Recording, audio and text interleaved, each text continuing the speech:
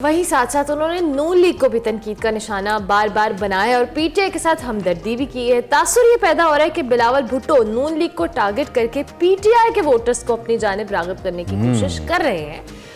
दूसरी जानिब जी बल्ले का जो निशान है छिन जाने के बाद जो मुश्किलात की शिकार तहरीक इंसाफ है उसको अंदरूनी इख्तलाफात का भी सामना है। पार्टी के अहम रहनुमा आमने सामने आए इनफैक्ट शेर अफजल मरवत साहब और पार्टी को मुतारिफ करने के लिए मैदान में निकले हुए हैं, लेकिन पार्टी के जो दीगर रहनुमा है जिनमें सेक्रेटरी इत्तलात रऊफ हसन है, हामिद खान साहब शामिल हैं, उन्होंने शेर अफजल साहब को डिसोन कर दिया है और जवाब में शेर अफजल साहब ने सेक्रेटरी इत्तलात रऊफ हसन को साजिशी और पार्टी को तकसीम कराने वाला करार दे दिया। इससे कब जी शेर अफजल साहब के हवाले से आपको बताएं तो उन्होंने सदर आरिफ अलवी को रॉन्ग नंबर करार दिया था और इसके बीच चंद दिन जो चेयरमैन रहने वाले पीटीआई के रहनुमा हैं गौहर खान साहब उनको पार्टी मुत्तहद करने की कोशिश कर रहे हैं। उन्होंने अपील की है कि पीटीआई के कारकुन और ओहदेदार इख्तलाफात में ना पड़े। हमारा लीडर जेल में है, आपसी इख्तलाफात से इज्तनाब करें, अगर किसी को इख्तलाफ है तो वो अपनी तक रखे।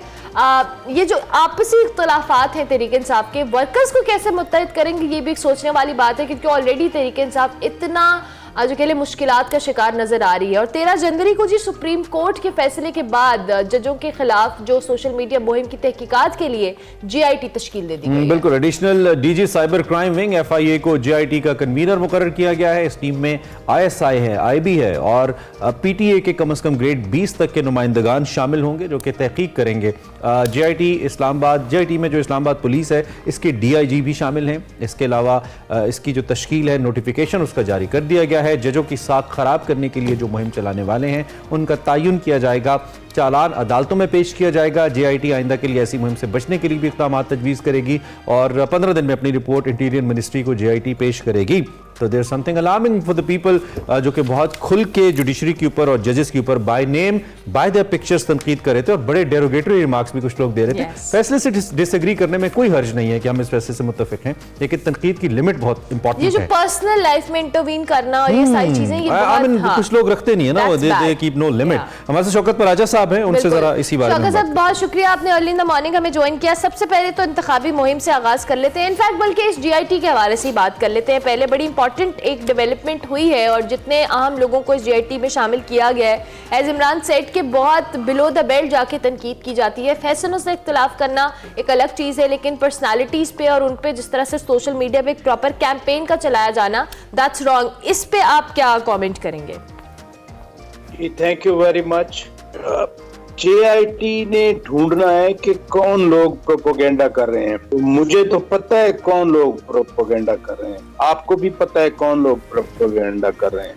यानी वो नॉन लोग हैं जो सोशल मीडिया पे बैठकर पाकिस्तान की अदलिया की मुखालिफत में मुहिम चला रहे हैं बाकायदा, और जजेस के हवाले से बहुत ही इंतहाई किस्म के डेरोगेटरी रिमार्क्स दे रहे हैं। वो सबको मालूम है। जेआईटी फिर जो रिकमेंडेशन देगी क्या वो अहम है।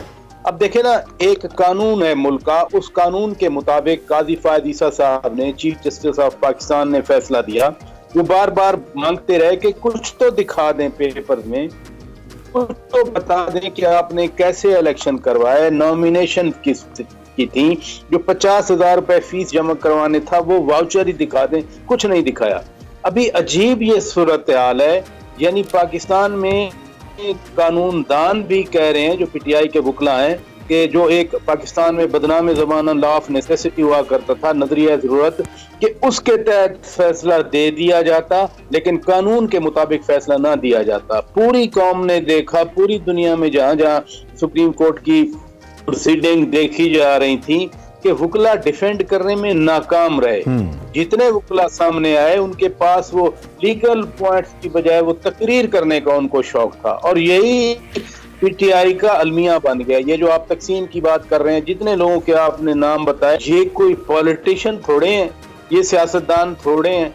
ये तो अपनी प्रोजेक्शन के लिए आ गए कि हम इस पार्टी के साथ खड़े हैं। कुछ को टिकटें मिल गई, कुछ जो है वो टिकटों से महरूम रह गए और अब वो एक दूसरे के खिलाफ लगे हुए हैं, और यही इस पार्टी का सबसे बड़ा अलमिया बन गया है। ठीक है, चले बाकी जो पॉलिटिकली प्रॉब्लम्स हैं या फिर कॉन्स्टिट्यूशनल इश्यूज हैं वो तो अपनी जगह। मैं जरा पार्टी के अंदर आप के हवाले से बात करना चाहता हूँ। तहरीक इंसाफ के अंदर, what kind of leadership is going to lead the party for the time being? मतलब हमें भी याद है कि ये जो शेर अफजल मरवत साहब हैं, ये वकील जरूर थे, लेकिन ये हाईलाइट हुए हमारे एक्सप्रेस टीवी के एक प्रोग्राम के एक झगड़े से। उसके बाद इनको एक शोहरत भी मिली और लोगों ने इनको हाइप देना शुरू की कि बड़े अपराइट आदमी हैं, बड़ा खुल के बोलते हैं।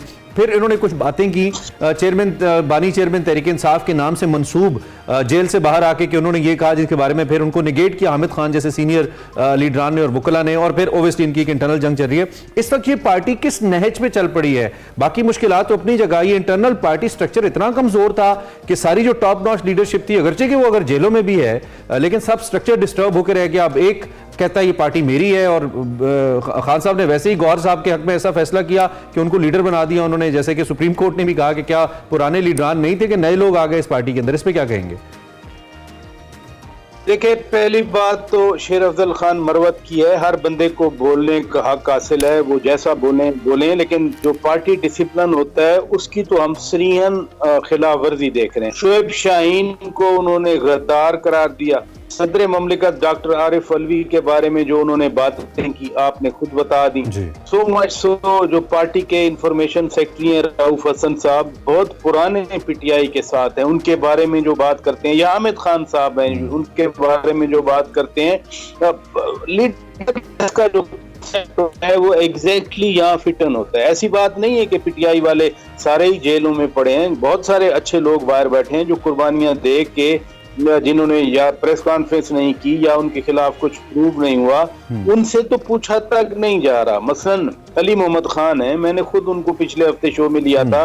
उनको पार्टी के जो ये फैसले हैं उन पर ना किसी ने एतमाद में लिया। हालांकि आपको याद है वो जो अप्रैल वाली रात थी, 10 अप्रैल वाली रात, अकेले ये असेंबली में, पूरी असेंबली में इन्होंने तकरीर की और अपनी पार्टी का मौक़िफ़ दिया था।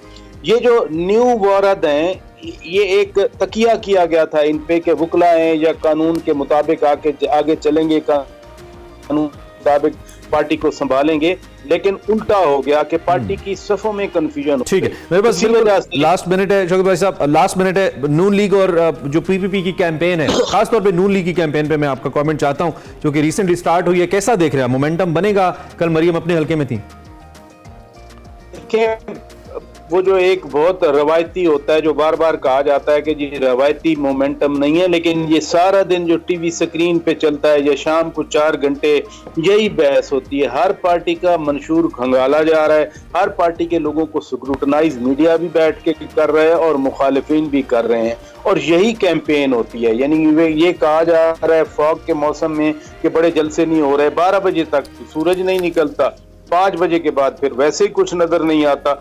तो अगर मैं एक्सपेक्ट करूं कि वो लंबी लंबी रैलीज होंगी, लंबे लंबे जलसे होंगे, वो तो ना सिर्फ पॉलिटिकली पॉसिबल नहीं है, बल्कि हमारे हालात जो मौसमी हैं उसके मुताबिक भी पॉसिबल नहीं है। हाँ, टीवी स्क्रीन हैं, सोशल मीडिया है, सारा दिन बहस मुबाहिसा होता है, अखबारात भरे होते हैं। मेरा ख्याल है यही न्यू मोड ऑफ कैंपेनिंग है, न्यू मोड ऑफ मोमेंटम है। Yes, thank you very much Shaukat Parachi Sahab, बहुत शुक्रिया कि आपने ज्वाइन किया।